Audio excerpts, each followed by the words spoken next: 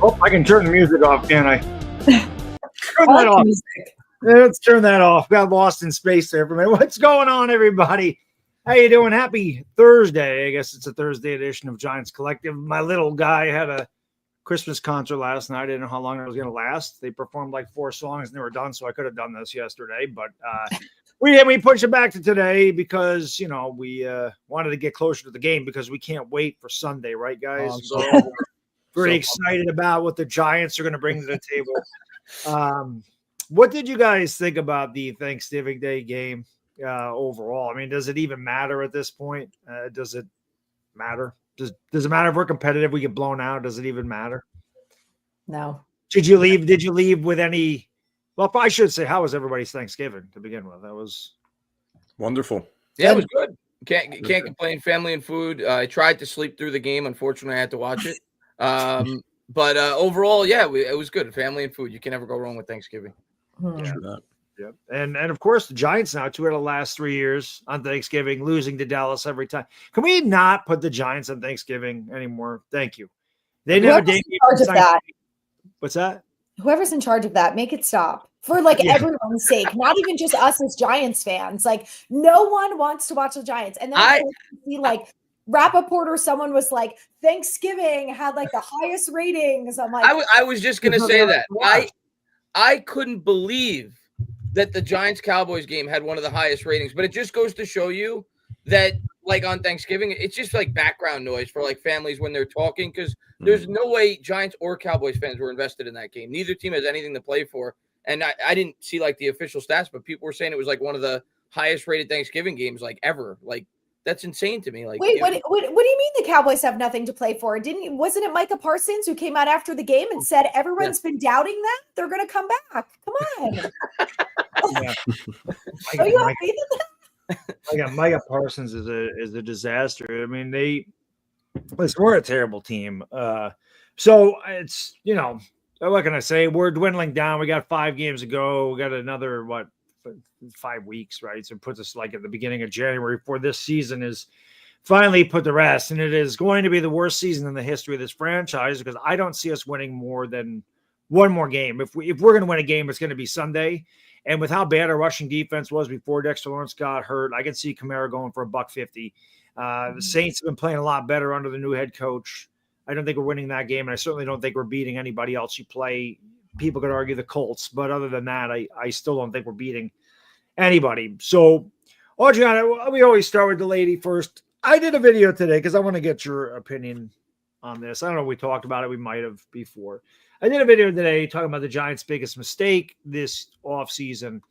And obviously people point to Saquon. They point to McKinney. They point to the way they had – well, Daniel Jones wasn't really an offseason thing. But me, it was the Hard Knocks thing. I think Hard Knocks was a big mistake in hindsight. When I first watched it, I said, you know, I like it. I think that's pretty cool. But then you look at the way it played out, and it was terrible.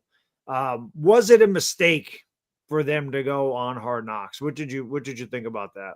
How bad, I should say this, how bad does it make Joe Schoen look in your eyes? That whole Hard Knocks thing now, seeing the way everything is played out this year. I think It doesn't look great for Joe. I will say that. But they were going to have to do it at some point, and I think that the off season was probably better than them doing it during the season, unless they do what they're doing with the AFC North now, where they're doing all the teams. Then maybe it would have been different. I don't. I mean, I don't think it looks great, obviously, but I feel like they were going to have to do it at some point anyway, that maybe I would have preferred the offseason. I think maybe what they probably should have done is focus less on showing us about the draft and free agency and showed more about what they were going to do for the 100th season of the Giants, because then that way they could have geared towards, making the organization look good and say, we're celebrating 100 years and we're doing all these things to give back to the fans and, that type of thing, instead of which is tough. As the fans, I don't really care about that. I want to see the behind the scenes. I want to see what the board looks like. I want to see what the draft process is like.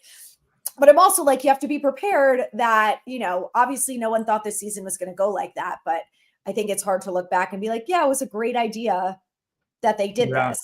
So, I've heard people say that the Giants, teams are forced to do this. The Giants have never done this. They've always turned it down. So why are they forced to do it? They have some kind, I don't know, because I've never watched Hard Knocks until this year, only because the Giants were in it. Are teams contracted to do that? Yeah. I think so. They are. Okay. Yeah. I did not. It has to do with how recently they made the postseason. If you haven't made the postseason X amount of years or something, then there's a list. Anthony, correct me if I'm wrong. I think it's a rookie quarterback too. You don't have to do it if you have a rookie. Something with that. Not rookie quarterback. It's rookie head coach. If you have a rookie head coach, you don't have to do it. So there's a couple rules, but if you don't have any of those stipulations, then they pick one of those teams that are on the list that are available, and you have to do it. You just don't even have a choice. I did not know. I think the Giants had the choice of in season or off season, and they chose off season. So that was their way of being nice to the Giants, because the Giants didn't want to do it. They gave them that choice, but they had to do one of the two. I'm gonna tell you what. I'm gonna tell you what, guys. And I was always a big proponent of not wanting the Giants to go on Hard Knocks ever, because I just think it's an unnecessary distraction. As a fan, it's great, right? You get some inside access. You get to see your team. You get more content before the season. You get amped up before the season starts.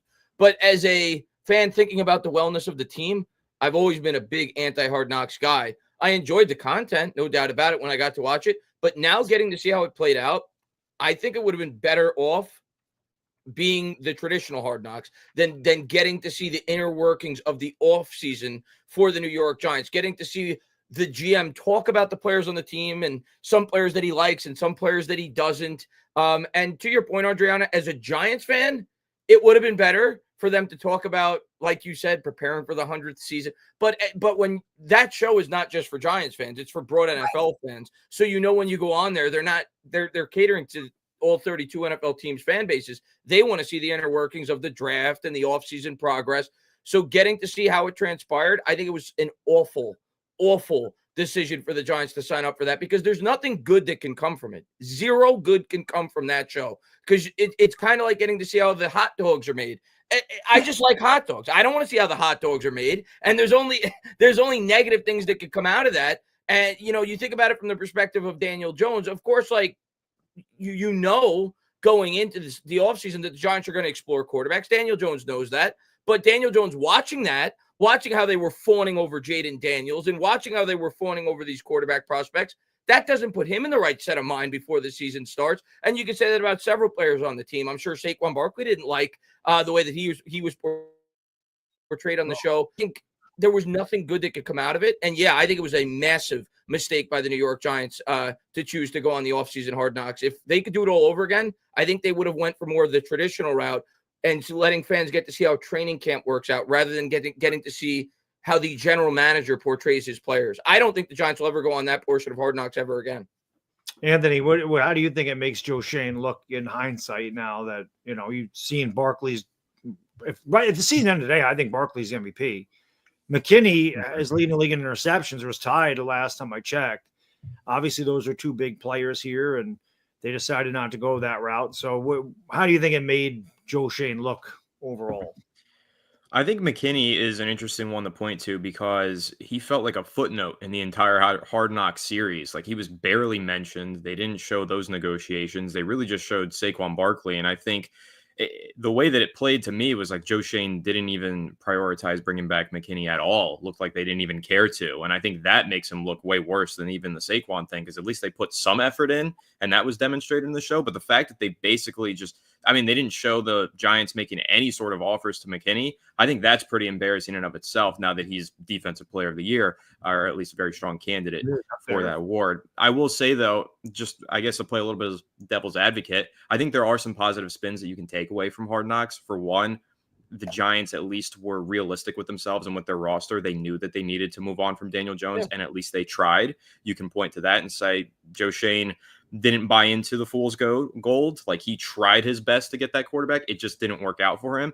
And then another positive light that I would shine is Brandon Brown and some of the other guys who were in that front office looked great. And that's going to help Brandon Brown get a general manager job, whether it's with the Giants or somebody else down the line. So I think there were positives that came away from it. It's very easy to point towards all the negatives because there was a lot of negative, and Joe Schoen didn't necessarily look great throughout that whole process, but there were some positives. And I think that there was a lot of attention paid to the scout team that the Giants have, and there were some really impressive talents, or at least they exhibited impressive talents in the 15-second clips you get to see of them. Yeah, but well, they did some interviews with some of them. They did. Yeah, I'm trying to remember names, and I can't remember their names, and that's why I feel bad, because I'm like highlighting these people did great work and looked great on the show, and I don't remember their names, so that's kind of a long year. Not a good look for me, but you know, it did seem like they have a functional group. Where I feel like if they had done this during Dave Gettleman's era, it would have been a disaster.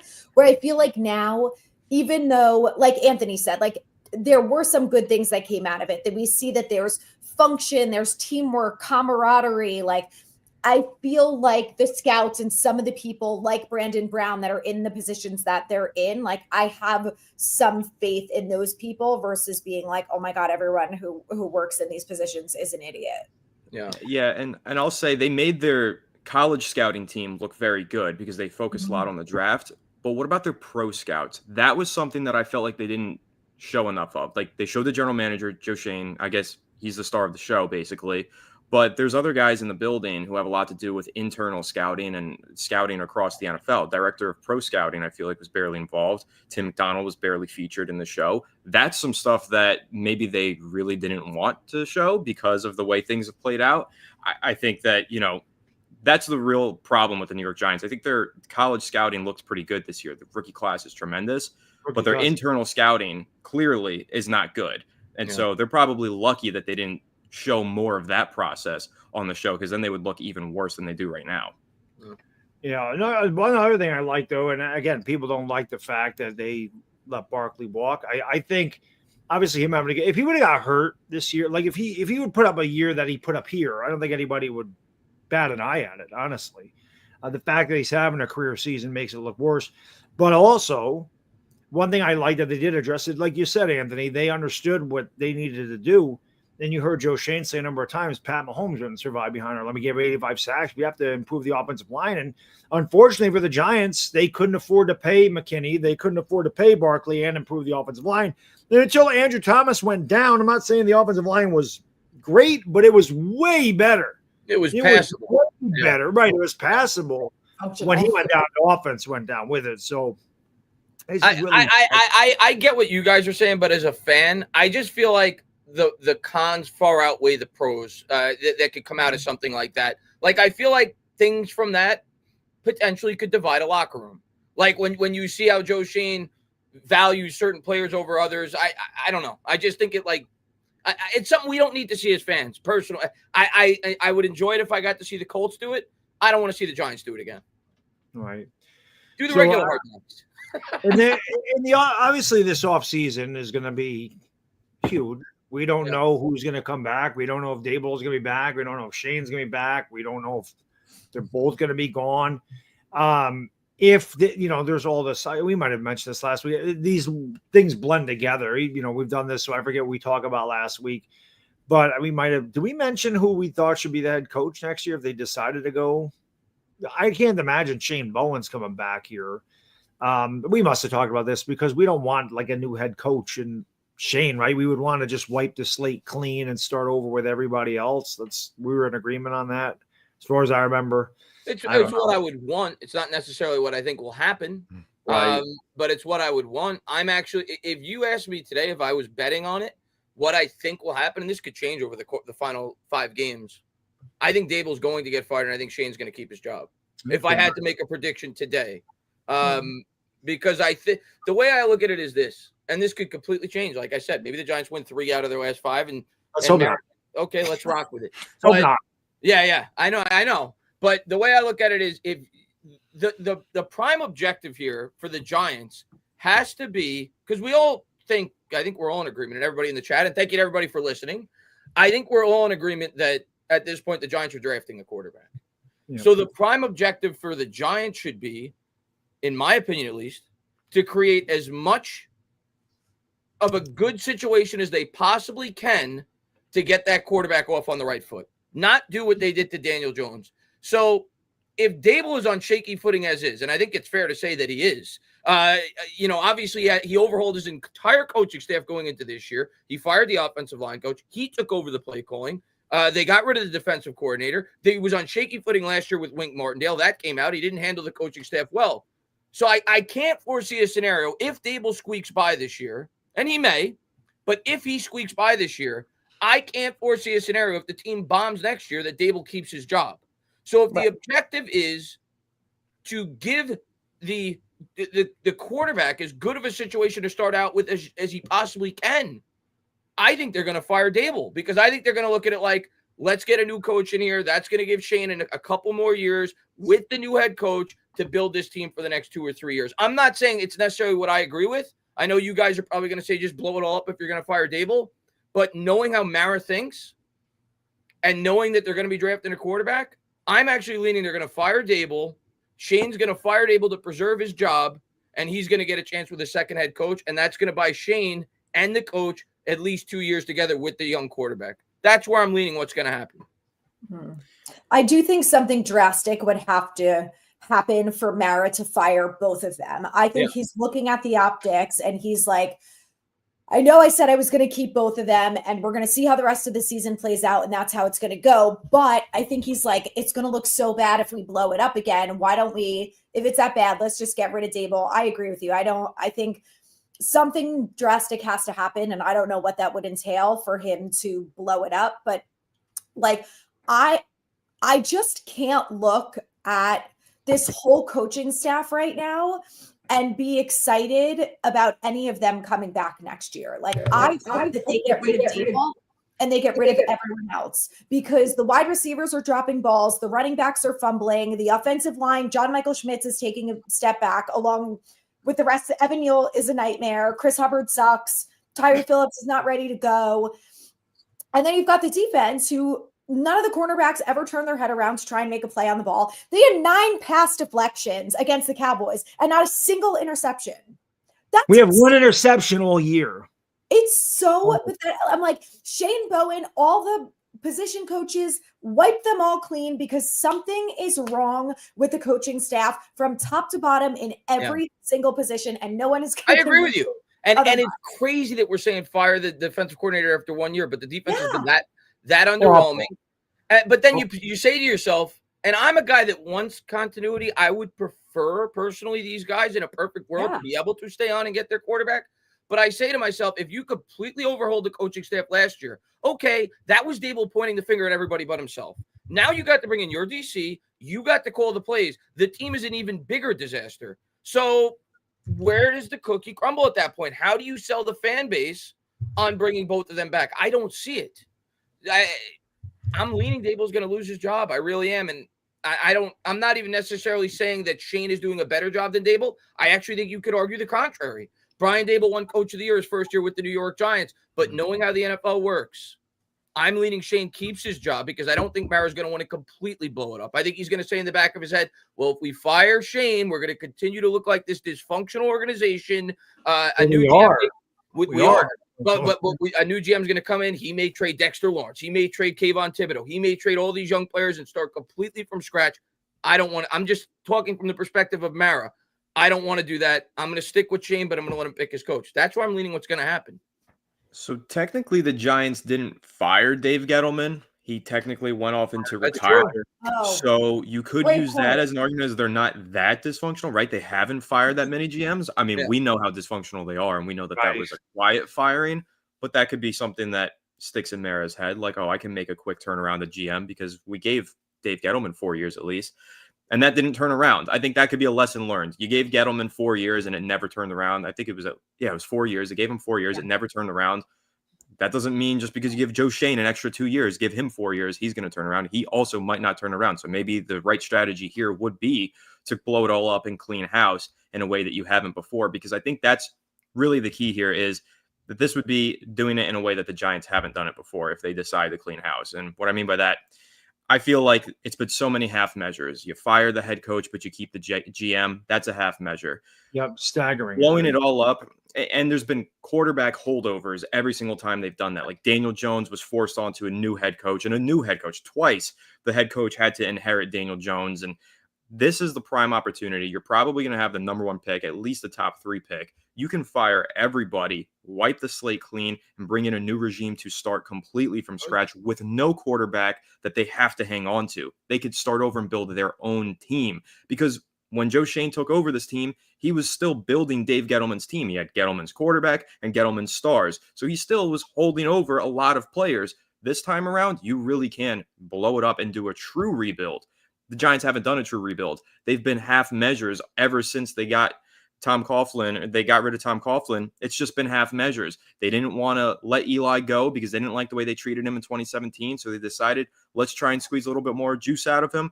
Let's keep him going into 2018. That was a mistake. Like, we can all look back on it. We were hurt by the whole Eli Manning thing, but that was a mistake. They should have moved on right then and there. Then they bring in Daniel Jones. Okay, let's scapegoat the head coach. Let's keep the GM. Another half measure. So it's just been half measure after half measure. And they need to go all the way in. I'm in complete agreement with you, Anthony, but I don't think it's going to happen. And maybe I don't either. And maybe I'll be dead wrong. But I think Mara's mismanaged this the whole way. I thought they should have kept Shermer actually after 2 years because you had just drafted Daniel Jones. If you did that, you would have been able to blow it up a year earlier than they did, because you had to hire Judge. Like you said, they were on 2 different timelines. You didn't want to fire Gettleman after 1 year with Judge because you didn't want to fire the coach after 1 year. If you fire the GM, the new GM is going to come in. He's going to want to get his head coach. So I completely agree. This has been mismanaged from the start. Then Joe Judge, if we're being honest, even though he deserved to be fired just because he completely broke down in the quarterback sneak, he didn't really get a true fair opportunity either. He had Daniel Jones as his quarterback, never got to pick his quarterback, tried to pick his offensive coordinator be Brian Dable. Giants wouldn't allow him to do that. They had Jason Garrett, but because you had to fire Dave Gettleman, you had to fire Joe Judge. So it has been completely mismanaged. I don't even necessarily disagree with you. I'm at a point now where I don't care. My hands are up in the air. If you want to blow it up, blow it up. But knowing there, and maybe I'll be dead wrong. I've been dead wrong before. I think going into the offseason, we're looking for a coach, but Joe Schoen's making the pick. I think you're right. I think we're picking top 2 because the Raiders and Jags play one another here in a couple of weeks. So we're going to go ahead of one of those teams without question. The Jags are starting Mac Jones, though, for the rest of the season. Trevor Lawrence is out. Yeah. That's what I'm saying. He's out for the rest of the year. That's been announced. But if the Raiders have a better strength of schedule, the Raiders would win the tiebreaker with us right now. But if the Raiders win that game, obviously, and we keep losing, which I think we're going to, we'd be picking second behind Jacksonville, which means we'd have our choice of quarterback because they're going to take Travis Hunter. And without question, they're not going to take a quarterback unless they trade that pick to somebody. And I mean, who knows? But I don't know how you pass up Travis Hunter. But it's Jacksonville. So who knows? Guys, go ahead. But then I was going to say just on that proposition point. When you're done. Okay. I have a point kind of on the trade. It's if the Giants keep Joe Schoen, like we were just discussing, they're now painted into a corner. They have to take a quarterback. Like, you have to do it. If they blow it up, they could trade down even. Like, they don't have to do anything. The new regime can step in and legitimately build from scratch because, like you were just saying, Chris, maybe they need to get this roster in order and then bring in a quarterback. You kind of mentioned that earlier. And a lot of Giants fans said that last year. They said that the Giants shouldn't take a quarterback at 6 because the roster wasn't good enough. right? I mean, at least a lot of people in the Fireside Giants comment section. I think at least my mindset was, Anthony, if there's an elite quarterback, you always take an elite quarterback. Regardless, I felt the same way. I would have taken a quarterback over Neighbors, and I love Neighbors. I actually wanted Neighbors because I didn't, even though I liked McCarthy, I was in agreement with you there. I didn't view him as an elite quarterback prospect. So in that instance, I wanted it. But I think the Giants correctly identified the top 3 guys as elite quarterbacks. So if you could get those guys, you always trade up regardless. I'm just of the mindset, if it's not an elite quarterback, unless you have a pretty well-developed roster, you don't just take a quarterback for the sake of taking one. So I get the argument for firing Schoen for that reason alone. But my counterpoint to that, Anthony, is, and this is honestly how I truly believe, if the Giants are picking top 2 or 3, I don't think it matters who the GM is. I really don't. I think they're taking a quarterback. Well, we have to. Who you go into this year with? Unless they traded down, like Anthony said, but I don't think they would.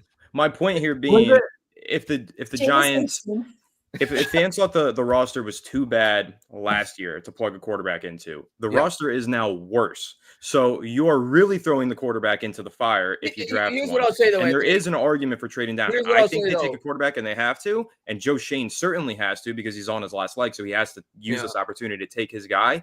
But there is an element too. If you bring in a clean house, like you start fresh, maybe a fresh pair of eyes says, wow, this roster is too bad. This isn't the strongest quarterback class.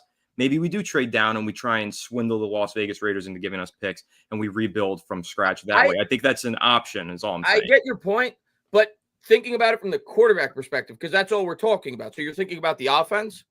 I think it's actually in a better spot than it was going into last offseason, only because we have Malik Neighbors on the team now. We didn't have Malik Neighbors on the roster going into last year. I think the line is better. Yeah, I think the line's slightly better. So I can at least convince myself, okay, you have a legitimate number 1 wide receiver. Before the draft last year, Darius Slayton was our number 1. You have a legitimate wide receiver now when you select that quarterback. That's the only pushback I'll have to your comment. I think you have more questions about Andrew Thomas now than you did then. With the injury history. More questions about John Michael Schmitz as well. So I think that some of these reinforcements that we made are actually starting to look like holes, or at least, not as strong of reinforcements as we thought they were. So I don't know. I think it's tough. And especially if you look at the defensive side of the ball, I think we definitely got worse by losing McKinney. So I don't know. It's tough.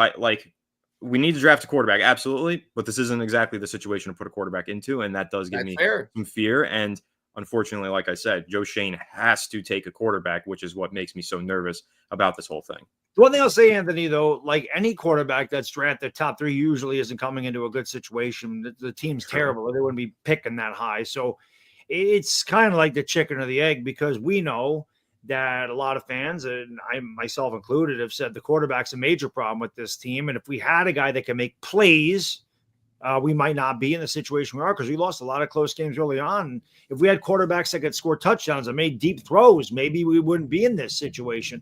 Who knows? I've said this a million times. We could take it. We could take Shedeur Sanders. We could take Cameron Ward. We could take Jalen Miller. We could take Quentin Ewers. You could take Drew Allen. You could take whoever the hell you want. The guy may suck. He may be terrible. We don't know, but we knew what Daniel Jones was.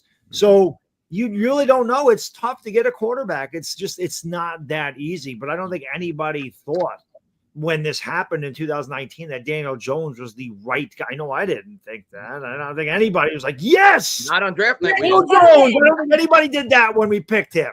So it was much different. Audrina, what were you going to say before? Do you remember? Because we kind of got off topic.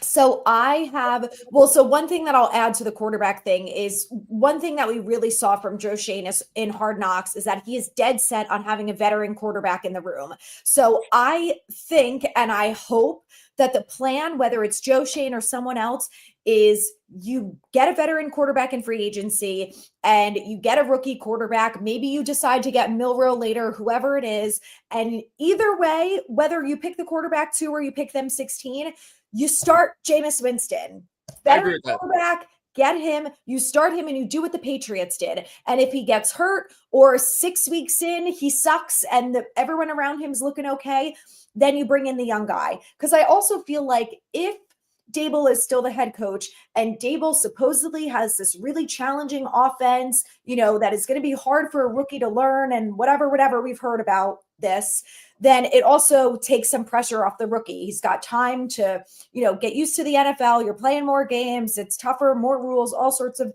stuff that they're going to have to deal with. So I don't know. I hope that would be the plan as you do what the Patriots did, and then you just see how things go. But this is what I would do if I was Joe Schoen.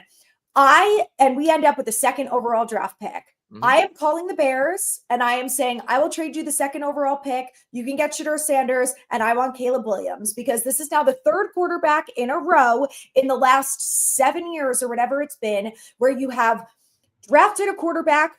Then the year after, you fire your head coach and then you mess up. This is the 3rd quarterback that they are about to mess up and do the exact same cycle with. They did it with Mitch Trubisky, Justin Fields, and they're about to do it with Caleb Williams. So I'm Joe Schoen and I say, listen, don't make the same mistake again. You guys are embarrassing yourselves. I'm gonna tell you, if the Bears would be willing to do that, I'm doing it. Oh God, I would lose my Bears shirt. would be I love Caleb to do that. Yeah. I actually like what they've done the last 6 years. They are fools. But as much as I actually like Shedeur Sanders, but he's not, in my opinion, as a prospect, he's nowhere near Caleb. I would be if the Bears made Caleb Williams for sale right now, and he's actually played well the last couple of weeks. Yes. If the Bears made Caleb Williams for sale right now, I give up 4 first-round picks. I'm dead serious. I still am a big believer in Caleb Williams. As a guy that is a Sooner fan and obviously followed Caleb Williams from Oklahoma to USC because he was like my favorite player, and I loved Caleb Williams since he was a freshman. But do you worry could he handle the New York media? Like, that was always my thing with Caleb Williams. Could he handle this media? Is tough. This fan base is tough. Yeah, I mean, could he handle that? Because that goes into a lot of what goes on here. This is why I think when they looked at Daniel Jones and said, okay, he's like Eli, where this shit's not going to bother him. When we know Eli took a ton of criticism, nothing bothered Eli. Nothing ever bothered Eli. But there's some quarterbacks like Phillip Rivers would have never made it here. So would it worry you? You know, Audrey, you said you would make and I love Caleb, don't get me wrong, but would that worry you at all? That he might not be able to handle? Well, that's something you got to factor in. And I think that's why a lot of Giants fans, even though I don't necessarily agree with it, that's why I think a lot of Giants fans are reluctant to get on board with Shedeur Sanders, because they worry about his show, his personality, how it would fit in New York at the quarterback position, the most polarizing position in all of sports. We saw with all the nonsense that Eli Manning had to deal with his entire career. It's a big load to carry. So that's something that would be factored in for sure if the Giants were going to make a move like that. I personally think he could, but that's something you got to take into account. I'll tell you this right now. If Audron, if you can get that done, I will call for Joe Schoen's job right now and put you right in there. I will make you the GM right now. Hire me. Yeah, I mean, if you can pull that off, we want you in the front office. Love Caleb Williams. I just think the Bears also need some help. What if their new coach comes in and is like, I don't like that he paints his nails. Let's get rid of him. Like, you never know. I'm going to tell you what. I'm going to tell you what. If he wants to paint his nails, I'll give him a lifetime's worth of supply of nail polish. The way that guy can throw the football, I don't care that some people seem to be off the Caleb Williams train. I am still dead on it. I'm still a big believer in Caleb Williams. I had people asking me on TikTok Live on week 3 if Caleb Williams was a bust. And I was just like, oh my God, what is wrong with you people? Yeah, when you're the number 1 pick, you're expected to be Joe Montana right away, I guess. I don't know. I mean, he's actually played well the last month or so. Yes, he almost came back. Second half he had against the Lions was insane. Listen, I wish the Giants had Caleb Williams. That would be that would be unbelievable. Great May's playing really well too, and of course, Bo Nix is playing really well right now. Bo Nix, of course, yeah. A lot of them look really good. I mean, the rookies. And Penix hasn't even gotten to play yet. McCarthy hasn't even gotten to play yet. Kirk Cousins is a lot of money. I think the Falcons could move him next year. I honestly do. I read a report that said these final 5 weeks of the season determine his fate in Atlanta. That's the report I can see that happening. I don't know. I don't even know. Do you guys know like what the rest of? I know what's the rest of his contract look like? I don't know. I know he got 4 years, $180 million. I don't know how it's spread out. They would have to eat some of that. No, they would. A lot of it. He has a no trade clause though. Oh, does he? Yeah. Unless they think they would just cut him if it's not going to affect their bottom line that much. I thought I read somewhere that it was maybe structured like the Jones deal, where after year 2 there was an out. Probably is. Yeah, possibly. They were smart. That's what they did. But. Yeah. Real quick. Penix. We'll do this real quick, and then I'll answer the couple super chats we got. Thank you for those, by the way. We'll get to those in 1 minute. Anthony, we'll start with you this time. I think you put it on you. I think it was you that posted this. The Giants have like $50 million cap space. This is after they allocate the money to the draft class. They have $50 million. Was that you that posted that, or was that? I think it was Alex. Yeah, it was Alex. Just Fireside Giants. Yeah, okay. Yep. It was your channel. Okay. Article breakdown. I think it's 60 million is what they're projecting. No, I didn't read deep into that, Anthony. Was that including the projected 19 million we're going to save from cutting Jones, or no? Yeah, that was including Daniel Jones. So this is my question, Anthony, and then we'll just go around. Anthony, what position are you going at first with that money? You know, it's funny because Alex and I were actually discussing this on Fireside Giants yesterday, and he was like, I'm immediately going after a cornerback. And he was like, cornerback and tackle. Like, those are my top two priorities. And I was like, nope, quarterback. I am getting the best bridge quarterback available. The free agent quarterback that hits the market. Number one, I'm getting him, and I'm drafting a quarterback. You're going to be surprised with my answer on this, Anthony. On this roster. Yeah, I don't care if it's Justin Fields hits the market, if it's Russell Wilson, I am signing the quarterback, and I'm making sure that we at least, maybe Darnold, I'm making sure that we at least have the floor of this team elevate and get to a level of competency where we can feel confident that we can win. In a 10-game sample size, can this quarterback win more than 5 of those games? That's what I want to know. That's the player that I need to get in here. Give me a quarterback who wins me at least 6 out of 10 games. I don't need 8 out of 10. I don't need an elite quarterback, but you got to actually invest money into that position. I know it's tough to do because they're moving on from Daniel Jones, and they're already allocating money to the position because Daniel Jones' contract is still here, even though they saved a bunch of money. So we definitely need a quarterback. Yeah, you have to take a quarterback because all you have right now is 2 free agents in DeVito and Locke. So, I mean, I don't know what my budget would look like for the quarterback position, but I'm definitely spending there first and foremost because that is the most important position in all of sports. And like Adriana was saying, I don't want to just throw the quarterback into the fire. I want a bridge. I want somebody who can at least play those first 10 games of the season and win you a good amount of them. And then if you need to, you can go in with the rookie or wait an extra year for the rookie. Warner did for us in 2004, right? Exactly. And Kurt Warner was a great player. So sign a good quarterback, not a Drew Lock. Sign someone legitimate who could start a full season if you need him to. Makes sense. Chris, where are you going with that money first? I agree with everything you said about the quarterback, Anthony. And I do think that they need to sign a legitimate veteran. Now, there's not many guys that you view as like top 10 or 15 starters that are going to be available in free. There's just not. I think Jameis Winston's a perfect guy. I think he's a guy that you feel comfortable could start for 6 to 8 games, maybe with a good offensive coordinator, could look decent, could look pretty good. Maybe he gets a chance to have a little bit of a resurgence, even though he never really hit his peak while he was with the Tampa Bay Bucks. Maybe it's an opportunity like Kurt Warner had with the Giants when you drafted the early quarterback. He looked relatively good. Then he got another chance with Arizona. That's a name I've said consistently, but I don't think he would cost you a ton. All the positions you brought up are clear needs. I think you brought up interior defensive line, cornerback.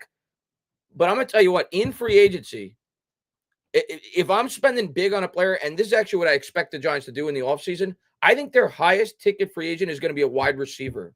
I think they're going to go out and get a guy like a T. Higgins, someone like that to pair opposite Malik Neighbors to really set this quarterback up as best as they possibly can that they project to take early on in this year's draft. That's my prediction going into the offseason. Last offseason, I thought that they would spend their big money on the edge. They not in free agency, but they traded for Burns. The year before, I thought it would be a linebacker. I think they're going to spend big on the wide receiver this year in free agency. Adriana, where would you go with the money?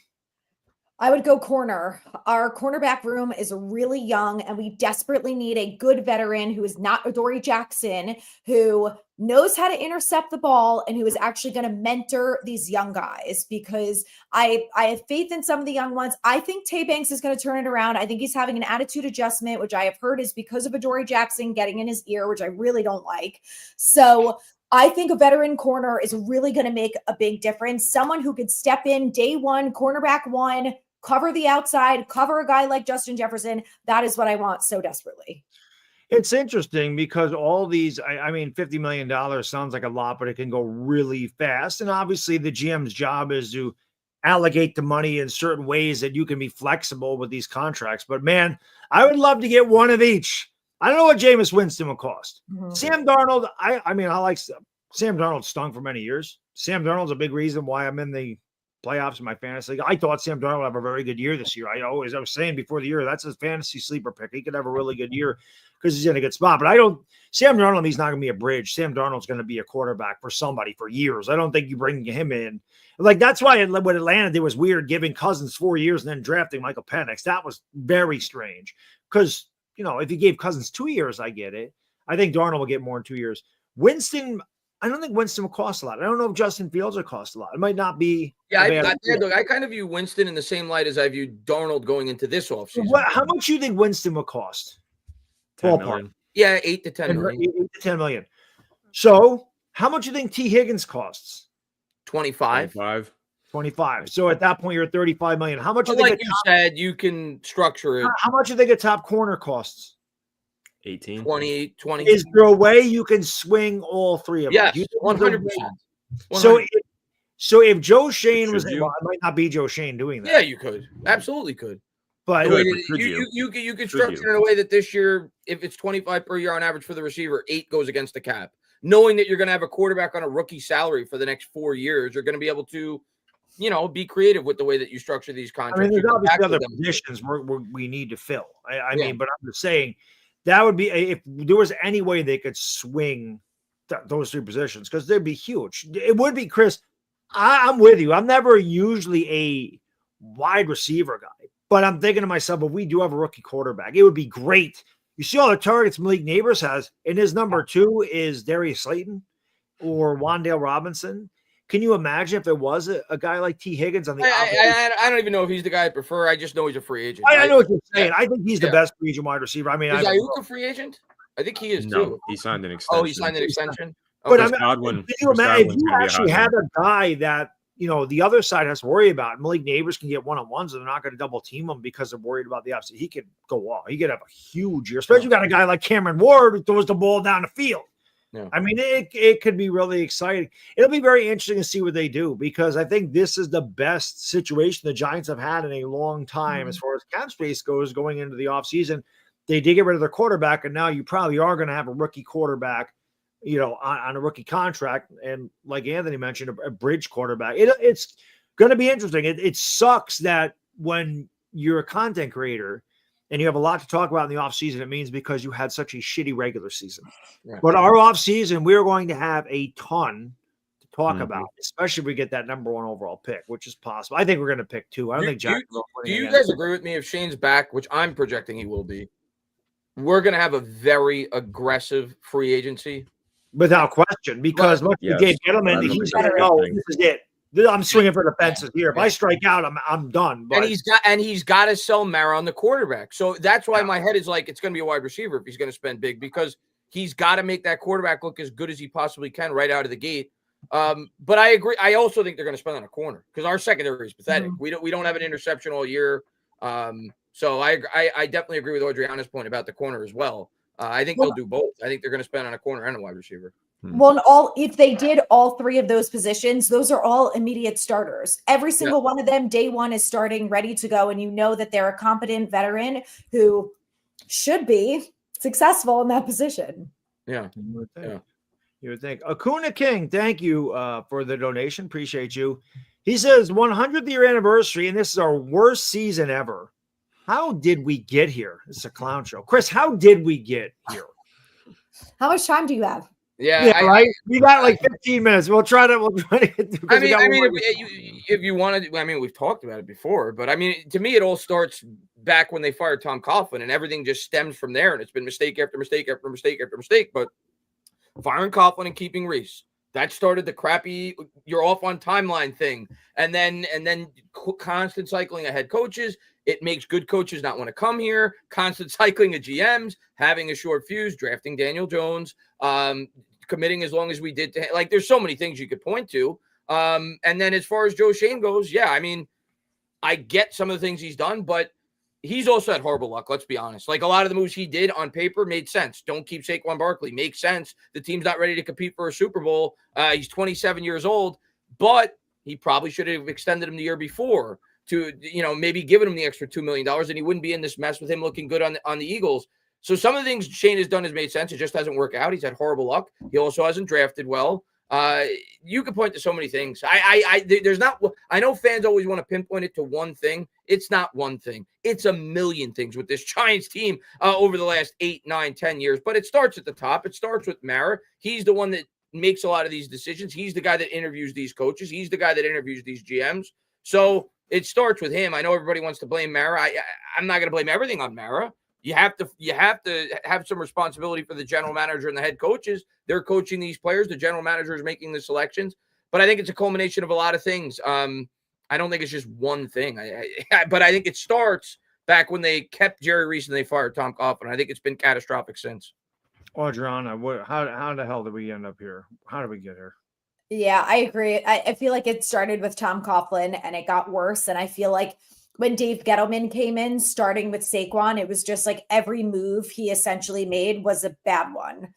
And I think he just made it 10 times worse. And then you've got Joe Schoen who's trying to dig him out of the hole. And then what I'm worried about is that if Joe Schoen stays and says, all right, I've got, whatever it is in cap space, I got to do everything I can to try to get this team fixed overnight at this point, then is he going to dig us in another hole? Yeah. That's what you worry about. According to Shane, we're close. We're close, right? So we wouldn't have to rebuild it all overnight. According to him, we're close. That's so to me, scary. that's like 3 play. I don't know how much he believes that. I don't believe that, but he said we're close. We're right there. Yeah. We're 2-10. We're right there. And Hayden Fox says people act like we were great with Tom. That wasn't necessarily why I think it was a bad decision, Hayden, to keep Reese and fire Coughlin. I actually, at that point, as much as I love Coughlin and I think he belongs in the Hall of Fame, I was for firing Coughlin. I thought a change was needed. The mistake for me was keeping Reese, because when you kept Reese and you fired Coughlin, sure, Reese went out there and spent like a lunatic, and we had a really nice 1 year when he signed the highest defensive tackle, he signed the highest cornerback, and he who was the other?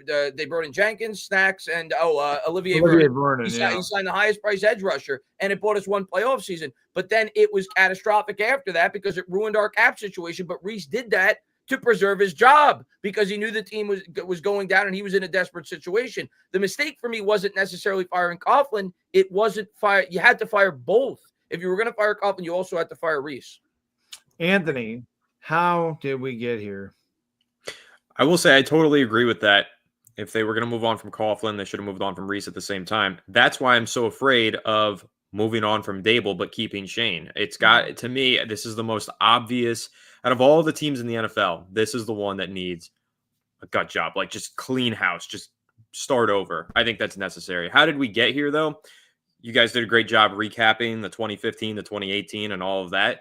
I will say there was one moment where the Giants really were close to turning it around. I don't think they're close to turning it around anymore. I think after that playoff win, they were close to turning around. The roster was definitely starting to take shape and get better. Franchise tagging Daniel Jones was always the right decision. I argued that for months on Fireside Giants. They decided to extend him, and that's why we're here right now. I got into an argument with Ralph Vacchiano on social media in this offseason. He said that contract's going to be a bargain if Daniel Jones bounces back and plays like a top 20 quarterback at his position. So how is it a bargain that you have a quarterback coming off of a torn ACL with a 7th highest cap hit in the NFL?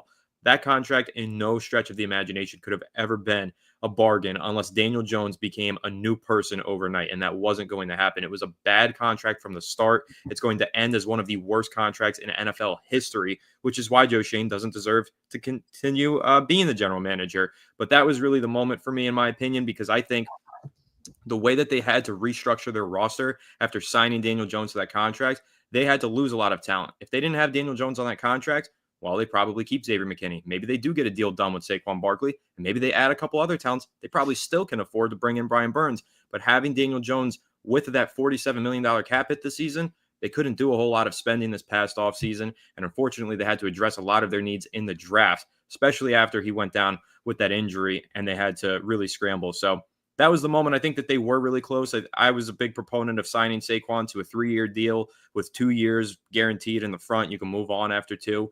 And franchise tagging Daniel Jones, because at that point, he really hadn't proven a whole lot. He had 15 touchdowns that year passing, 7 rushing, and yeah, he won a playoff game, looked good down the stretch, but still, over the 4 years prior, he didn't accomplish a whole lot. He was an obvious franchise tag candidate to me, And if the Giants would have franchise tagged him, I think they would have had so much more flexibility in the 2023 offseason. They definitely would have found a way to get a quarterback, in my opinion. And I think that we would be in a much better spot right now than we currently are. But unfortunately, that was a really big mistake. And again, that's why I think Joe Schoen needs to go.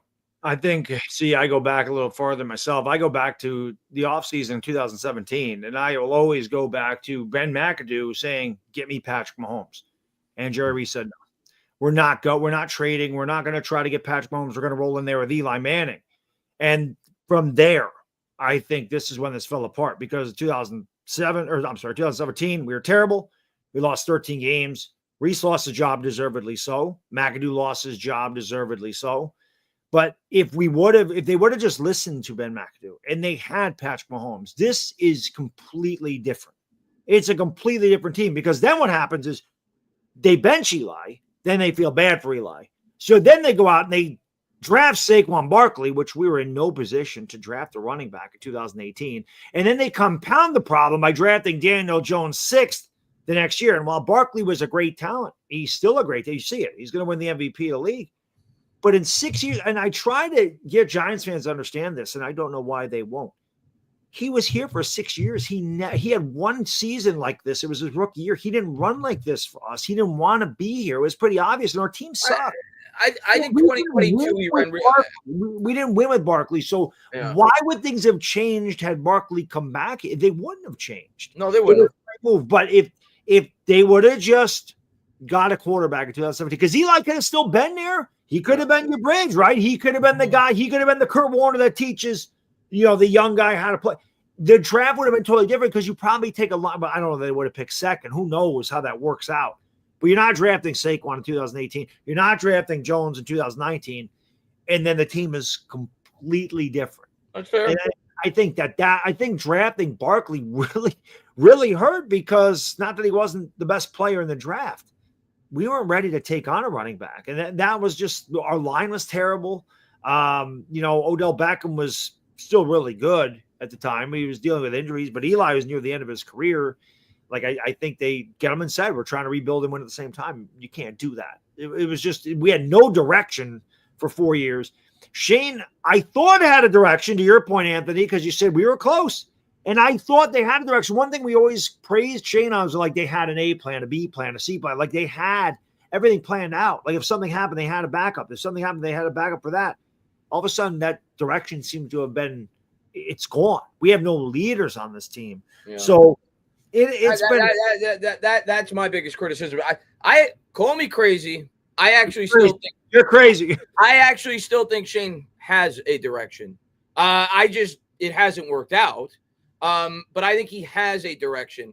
If we're going to talk about the Daniel Jones, I think the drafting of Daniel Jones was much more catastrophic than the re-signing of Daniel Jones, because you don't take Daniel Jones in 2019. You may draft Justin Herbert in 2020. It completely changed, and it gives you another year to continue to build up for the quarterback. I understand Anthony's point. Obviously, if we go back in time, we should have tagged Daniel Jones. And Schoen did try to do that. He wanted to sign Barkley so he could tag Jones. He wasn't able to do it. But yes, in hindsight, of course, we should have tagged Jones. And if Barkley goes, he goes. I agree. In hindsight, that's absolutely what we should have done. And the contract is a disaster. There's no doubt about it.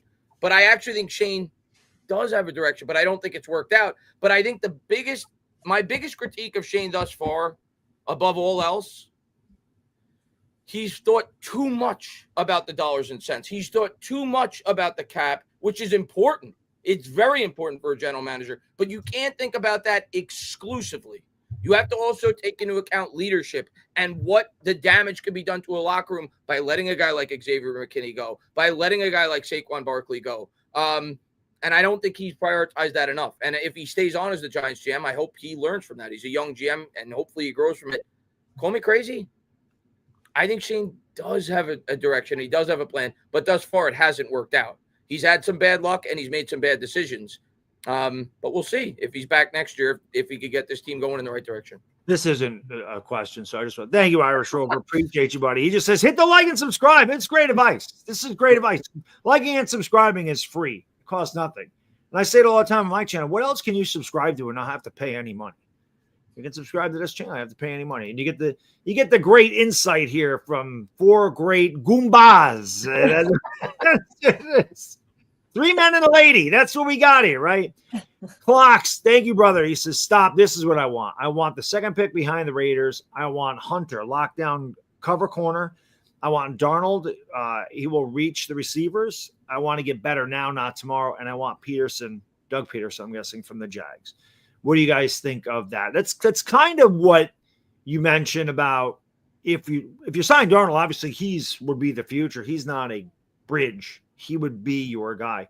Could you guys get on board with that? Would you get on board with signing a guy like Darnold and drafting a Travis Hunter, or do you want Cameron Ward? I definitely can't get on board with Doug Peterson. Absolutely Hell not. no. I have never thought that. never thought that he was a good head coach. I thought that Eagles team was pretty stacked that he won a Super Bowl with, and there was a lot of luck down the stretch there. And I will never give them true credit for that because I hate the Eagles. But I also just think Doug Peterson's done a terrible job with the Jaguars. I don't think he's a good coach. That would be a disaster. I would lose all hope. If there's a sliver of hope left in me in this New York Giants team, it's gone if they hire Doug Peterson. Yeah. The Peterson thing aside, let's wipe that. I wouldn't want Peterson either. I wouldn't want a guy that's been fired from 2 jobs. Darnold failed once in New York. I don't think he's going to succeed just because he changes his helmet. I don't think he'd want to come back to New York either. Darnold. There's no way. My thing with Darnold is he's had one good year. So everyone hates Daniel Jones because he got paid for one good year. But you like Sam Darnold, who's going to get paid for one good year? Hell no. And if you're Darnold, you're going from Kevin O'Connell, who's one of the best quarterback coaches in the league. And if we fire Dable, who knows who's the head coach for the New York Giants? And if we don't fire Dable, he's gonna hear everything from Daniel Jones about what happened with Dable, and you think he's gonna be like, "Yeah, I'm gonna go to Daniel Jones." Yeah, they're friends too. Darnold and Jones have been friends. I still think it's ironic that both of those guys ended up. All they got to do now is get Zach Wilson to be the third string guy in a perfect. Wait, you have all the New York busts ending up in Minnesota. It'd be great. But Anthony hit it on the head, by the way.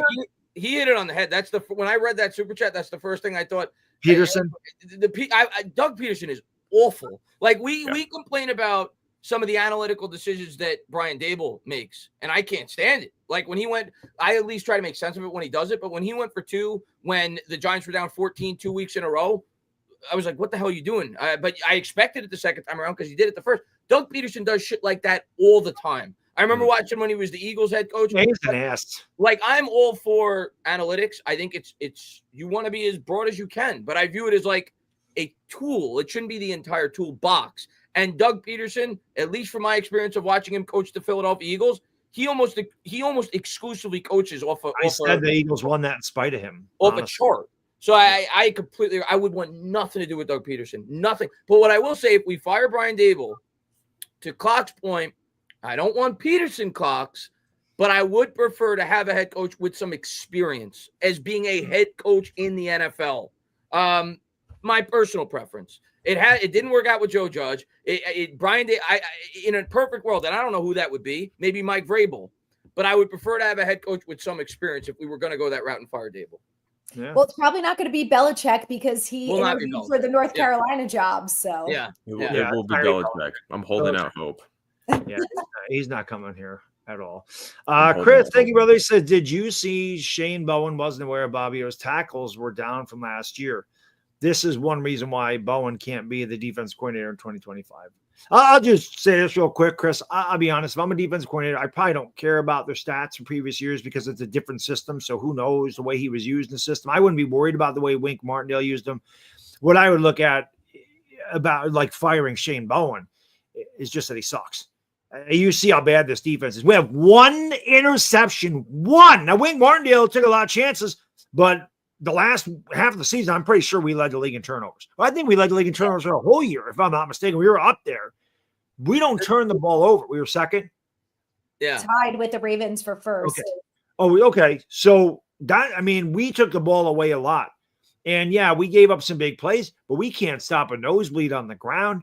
And our defense we have a lot of talent, but they get pushed around constantly. I just look at the performance. I always say, Chris, stats tell half the story. Yeah.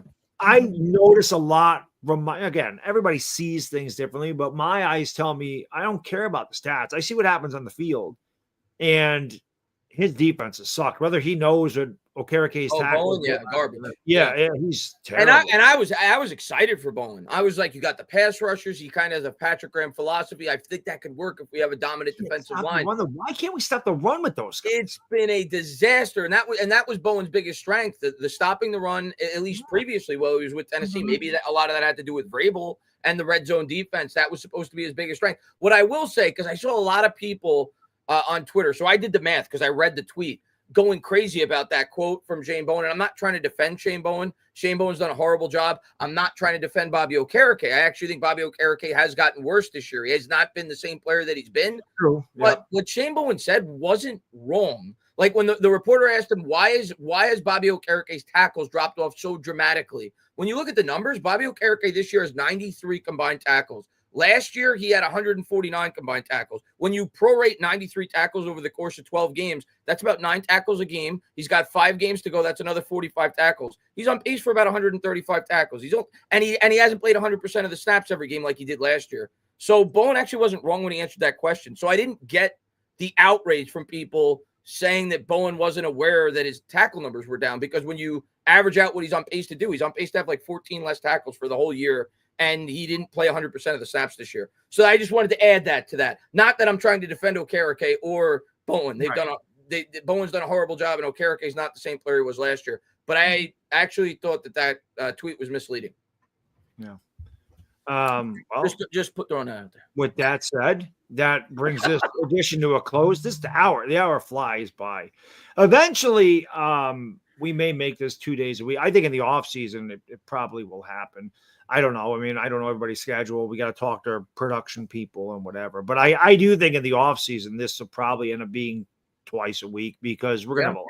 I have a feeling we're going to have a lot to talk about. And I definitely want to do, as we get into, after we get out of free agency, so you're talking like the middle of March, I'd love to do some mock drafts. I think that would be a lot of fun.